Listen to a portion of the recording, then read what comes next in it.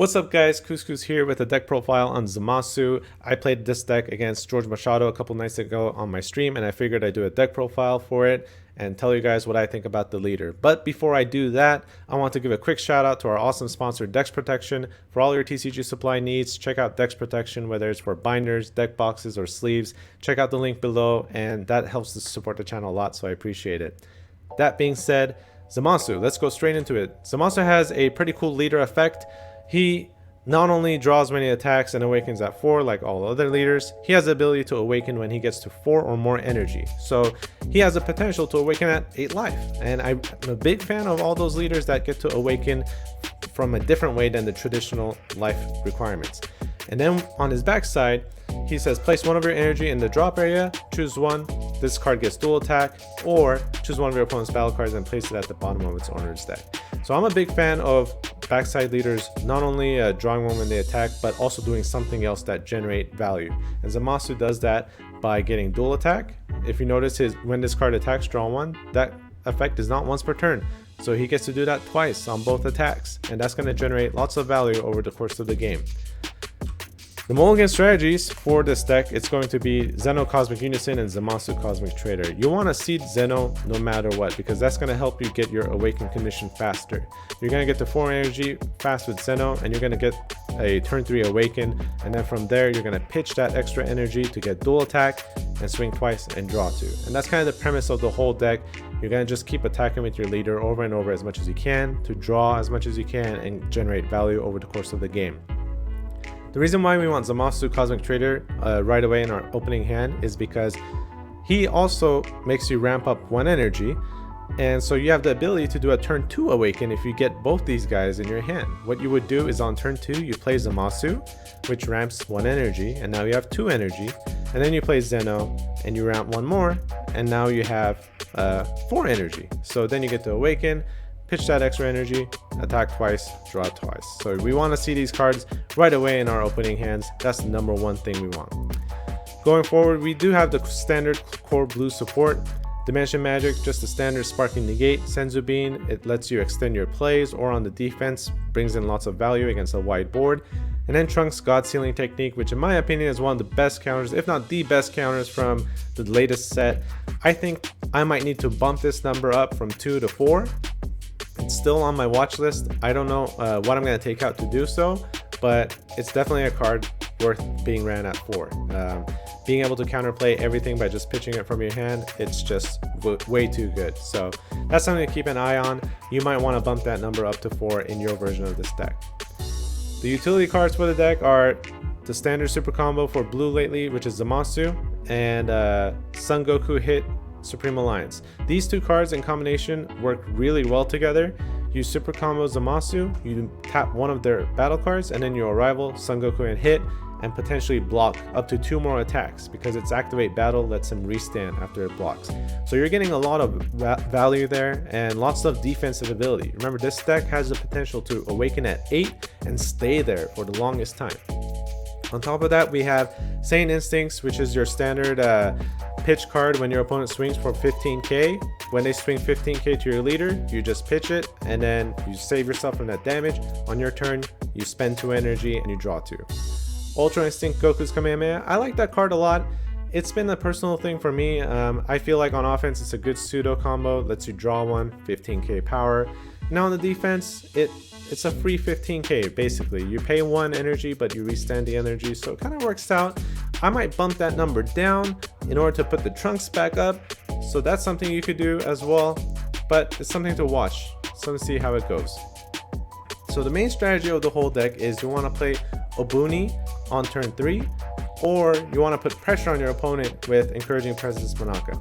So when you open up with Zeno on turn 2, that lets you be able to play Obuni on turn 3, and I think playing Obuni on turn 3 is the most value game play out there right now. Like on turn 3, you're going to put a 20k body and 3 tokens, and then your 20k body cannot be KO'd as long as the tokens are alive, and you're going to restand 1 energy at the end of the turn most likely, right? So a turn 3 Obuni is, in my opinion, the best turn 3 play you can make in terms of gaining value. Then Encouraging Presence Manaka. It works so well with your Zeno Unison because you ramp with Zeno, you pay 1, the energy that you just ramped, you pay it for Monaka, you recharge your hand by drawing, and now your leader has double strike.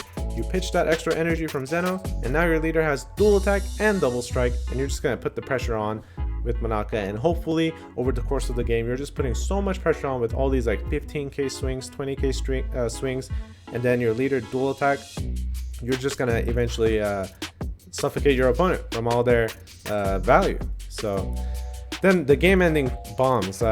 This is something that's a little interesting. Son Goku Path to Infinite and the UI Goku package. I like these two cards a lot because if we play a turn 3 Obuni, on turn 4 we have the ability to play Path and bring back that Obuni to our hand to recast it. So that's a play we could potentially do, or we could also just play Path off Obuni and then Ultra Instinct on top of Path and swing for a triple strike while wiping your opponent's board. I like those two cards a lot. And then after that we have Food the Dark Banisher. It's an 8 cost overwhelm, so I feel like it's safe against green decks which have the Frieza counterplay, very popular right now, but it gets around that. It doesn't get around Trunks unfortunately, but at the same time, if you played a turn 3 Obuni or a turn 4 Obuni and you play Food the Dark Banisher on turn 5, you're going to have a massive wide board with your leader having dual attack, and you're going to play Fu where every time your opponent activates an auto, they have to pitch an extra card. It's going to be an overwhelming amount of pressure that your opponent's not going to be able to defend against. So I like the Fu Dark Banisher as an overall option. On top of that, for our secret rare, we have SS4 Gogeta. I think it's a great secret rare.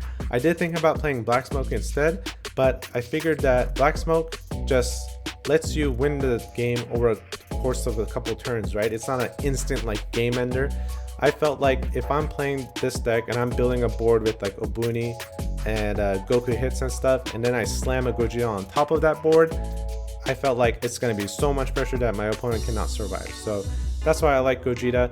You might play Black Smoke, that's not a bad idea either, but personal choice for me, I like Gogeta a lot. The triple strike has potential to win games instantly. Then we have the flex spots, Goku Black, Future Decimator, and Isekai Keeping Watch. Goku Black is a interesting card that it acts like a Zeno. Zeno ramps 1 and then it says you can't charge any more energy for the rest of the turn. Goku Black does the same thing. So the reason why we play Goku Black though is because in case we don't see a Zeno turn 2 and we open up with a Zamasu instead, we still have the ability to awaken on turn 2. What you would do is on turn 2 you play Zamasu, you ramp 1, and then you use Goku Black's effect to ramp itself into energy, so now you have 4 energy, letting you do a turn 2 awaken. And then once you awaken, you pitch this Goku Black from your energy, and you get to swing twice and draw twice, replacing himself basically. It's like a free awaken play. So that's why I like Goku Black as a 2-of. And then Isekai Keeping Watch, I felt like the deck had a lot of energy open, and I wish there was times where I could just play something for 1 just to get some value, and I felt like Isekai Keeping Watch was the best one for that. It's not only a cantrip that draws 1, it actually has the ability to make your opponent pitch cards when they play their counter plays, so generating even more value. So that's why I kept Isekai at 2 as a flex spot option. Both these cards are flex spots, as in you could change them to whatever you think you like better. I don't think these are critical to the deck, but in my opinion, they help out. So going into the strengths and weaknesses of the deck. The deck's strengths is that it generates a ton of value. You know, when you're swinging twice with your leader and drawing, you're not only drawing twice, but your opponent is having to defend against that 15k attack twice. Then you're playing cards with like Saiyan Instincts, which lets you draw 2. You're playing with Obunis, which puts out 4 bodies on board.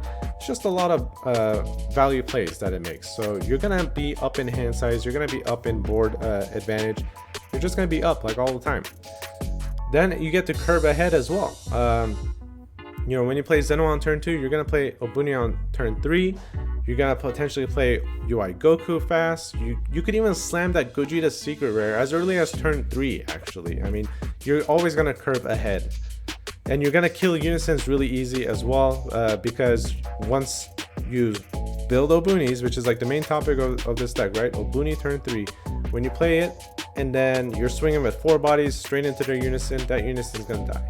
Even if you don't draw Obuni and you get Encouraging Presence Monaka and you give your leader double strike, and your leader swinging in twice, that's 4 markers off of Unison. So you're gonna have no problem killing Unisons with this deck. A lot of cards lately have been coming out that kill battle cards like mid-battle, thus creating like an unreliable way to close the game. When you swing for game with a battle card, you're kind of scared of like that Haze Shenron card that could pop it, or even the Grade 8 Secret Rare that came out that could pop it mid-battle. So we want a reliable way to close the game, and I feel like the leader does that. You're swinging twice with your leader, and when you know you're gonna swing for lethal damage, you just dump your hand reliably on the leader. You don't have to worry about anything. Maybe you have to worry about a Godstrike Furious, but basically you're gonna be safe. And on top of all that, you have really good board control as well. When you play Zeno Unison, you're going to ramp up 2 markers at a time. You're going to be above 5 markers, letting you be able to do that ultimate ability. So when it comes to the worst case scenario where you're kind of like in a losing board state, you just say -5 to that Zeno, reset. Let's say that doesn't work. Then you play an Obuni, you Path to Infinite, bring out Path, UI Goku on top, send everything back to their hand. So you have options for board control. Not only that, you could even pitch the extra energy from your Zeno and use your leader ability to bottom deck one of their battle cards. So you have tons of options for board control. The weaknesses of the deck are that it's not a very explosive deck, right? It's not like yellow where it's gonna bring out Apes and Bergamos and just, push for game with a successor cell Xeno. It's not like that. It's not gonna drop your opponent from 8-0 or even 4-0 in one turn. That's the weakness of the deck. And it is also Unison dependent, where if you don't draw your Zeno Cosmic Unison turn 2, you're kind of in trouble. And even if you do play your Zeno and it dies right away to something, you're also in trouble because you want your leader to generate its value by pitching that extra energy from the Zeno. So you're very, very reliable on your Zeno. Your bombs that are your game enders like UI Goku and Path to Infinite, they're also not reliable because UI dies to Trunks, the counterplay. I think it also dies to Frieza, right? I think UI is a 7 cost. So your bombs are not reliable. You're going to do these big plays that you think they're going to win you the game, but then they might get counterplayed. So it's kind of sucks to play those cards, but at the same time, you have to do it. You have to take those risks. So the leader swings are also vulnerable. So earlier I said they're reliable, but at the same time they're vulnerable, as in your opponent knows it's coming. Your opponent knows it's the dual attack that's going to come. So they could play a Zamasu super combo and put it into rest mode, or they could just save their negates for it. They just know it's coming, thus making you lose that ability of like surprising them with it.